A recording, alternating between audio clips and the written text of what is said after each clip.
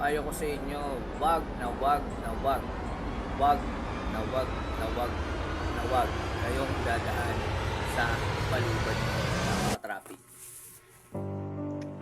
Alternate route, hanap na lang kayo ng ibang daan. Kung maaari, ngayon pa lang, iwas na kayo sa balubad. Kasi nandyan yung traffic, dyan dumadaan yung mga malalaking truck, bus, lahat.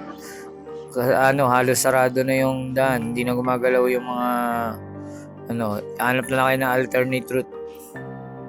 Dito nga, kung mapapansin nyo, halos muntik nang magkasagian yung bus at saka yung malaking truck na yan. Na lalong nagpabagal sa takbo ng traffic yung mga sasakyan, lalong na traffic. Ang magandang daanan ngayon yung papunta sa Nicolas at Pitpitan, shortcut papuntang Tabang at saka dun sa Taal at saka sa Cruz Ginto sa likod ng munisipyo.